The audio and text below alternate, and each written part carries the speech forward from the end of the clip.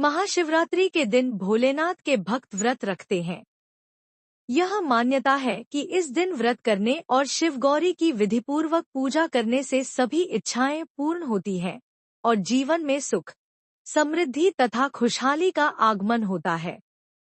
आइए जानें इस व्रत को रखने की असली कहानी क्या है। हिंदू धर्म में महाशिवरात्रि का पर्व अत्यंत महत्वपूर्ण है। प्रत्येक वर्ष फाल्गुन मास के कृष्ण पक्ष की चतुर्दशी तिथि को महाशिवरात्रि का उत्सव धूमधाम से मनाया जाता है। इस दिन भगवान शिव और माता पार्वती का विवाह हुआ था। इस अवसर पर उनकी पूजा विधिपूर्वक की जाती है। ऐसा करने से व्यक्ति के वैवाहिक जीवन में सुख और शांति बनी रहती है। धार्मिक मान्यता के अनुसार इस दिन भगवान शिव और माता पार्वती की पूजा करने से भक्तों की सभी इच्छाएं पूर्ण होती हैं। लेकिन क्या आप जानते हैं कि महाशिवरात्रि पर्व मनाने का कारण? धार्मिक ग्रंथों के अनुसार फाल्गुन मास की कृष्ण पक्ष की चतुर्दशी तिथि को भगवान शिव ने शिवलिंग के रूप में प्रकट होने का निर्णय लिया था। इस कारण प्रत्येक वर्ष इस दिन महाशिवरात्रि का पर्व भगवान शिव के ज्योतिर्लिंग स्वरूप में मनाया जाता है। मान्यता है कि शिवजी का निराकार रूप लिंग शिवरात्रि की रात को प्रकट हुआ था और इसे सबसे पहले ब्रह्मा और विष्णु द्वारा पूजा गया था। महाशिवरात्रि पर स्नान तथा दान के साथ समाप्त होगा कुंभ मेला। पौराणिक कथाओं में यह भी कहा गया है कि महाशिवरात्रि शिव और माता पार्वती के मिलन का प्रतीक है। फाल्गुन मास की कृष्ण पक्ष की चतुर्दशी को शिवजी ने वैराग्य का त्याग कर गृहस्थ जीवन में प्रवेश किया और माता पार्वती से विवाह किया। इसी कारण हर वर्ष शिवगौरी के विवाह उत्सव के रूप में महाशिवरात्रि का आयोजन किया जाता है। इस दिन मंदिरों में शिव विवाह का समारोह आयोजित किया जाता है, जहां भक्त शिवजी की बारात निकालते हैं और शिवरात्रि की रात का विशेष महत्व होता है। महाशिवरात्रि के दिन माता पार्वती और भगवान शिव की विधिपूर्वक पूजा एवं जलाभिषेक करने से यह मान्यता है कि सभी प्रकार के कष्टों से मुक्ति मिलती है और वैवाहिक जीवन में सुख शांति स्थापित होती है। शिकारी कथा।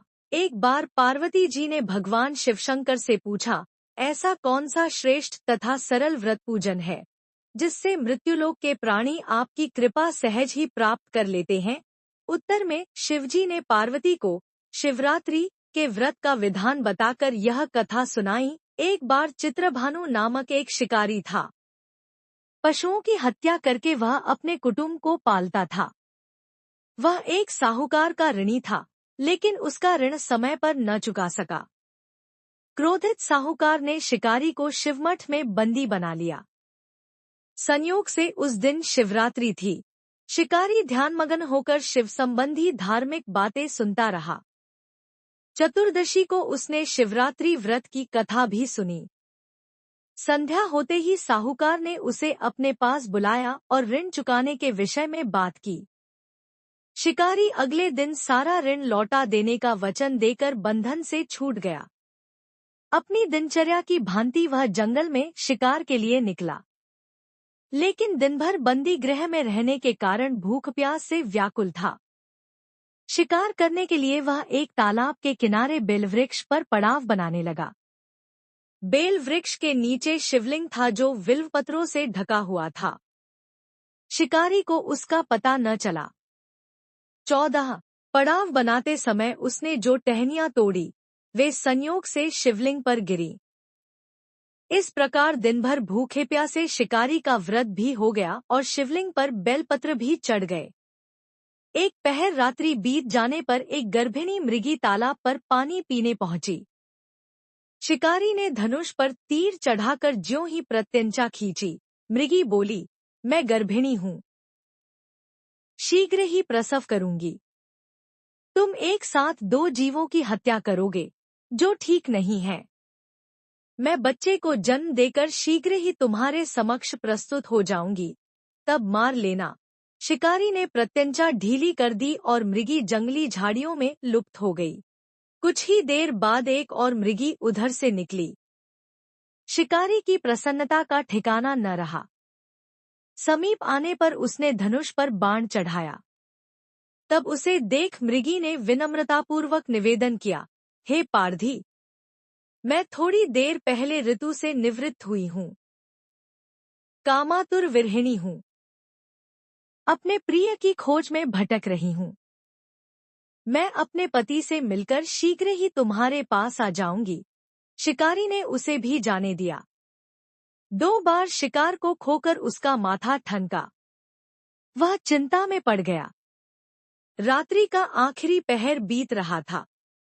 तभी एक अन्य मृगी अपने बच्चों के साथ उधर से निकली।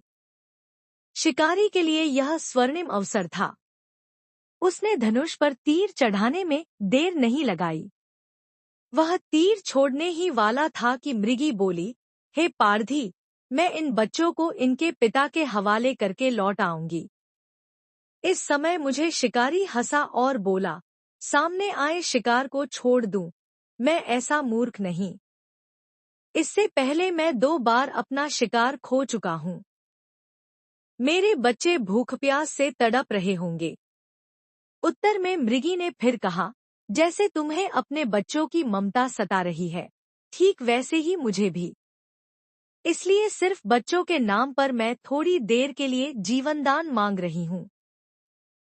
हे पारधी, मेरा विश्वास कर, मैं इन्हें इनके पिता के पास छोड़कर तुरंत लौटने की प्रतिज्ञा करती हूँ। मृगी का दीन स्वर सुनकर शिकारी को उस पर दया आ गई। उसने उस मृगी को भी जाने दिया। शिकार के अभाव में बेलवृक्ष पर बैठा शिकारी बेलपत्र तोड़ तोड़ कर नीचे फेंकता जा रहा था। पौ फटने को हुई तो एक हृष्टपुष्ट मृग उसी रास्ते पर आया। शिकारी ने सोच लिया कि इसका शिकार वह अवश्य करेगा। शिकारी की तनी प्रत्यंचा देखकर मृगविनीत स्वर में बोला, हे पारधी भाई, यदि तुमने मुझसे पूर्व आने वाली 3 मृगियों तथा छोटे छोटे बच्चों को मार डाला है, तो मुझे भी मारने में विलंब न करो, ताकि मुझे उनके वियोग में एक क्षण भी दुख न सहना पड़े। मैं उन मृगियों का पति हूँ। यदि तुमने उन्हें जीवन दान दिया है तो मुझे भी कुछ क्षण का जीवन देने की कृपा करो। मैं उनसे मिलकर तुम्हारे समक्ष उपस्थित हो जाऊंगा। मृग की बात सुनते ही शिकारी के सामने पूरी रात का घटनाचक्र घूम गया। उसने सारी कथा मृग को सुना दी।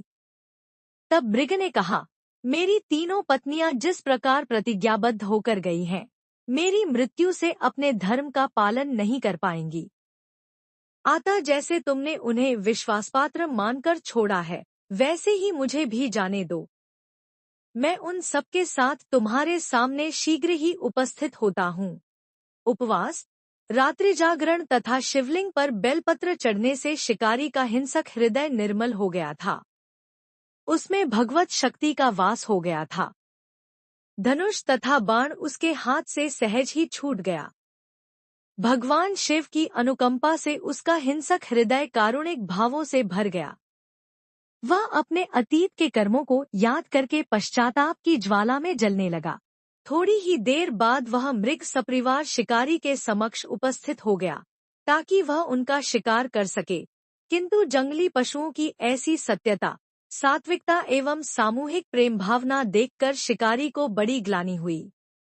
उसके नेत्रों से आंसुओं की झड़ी लग गई।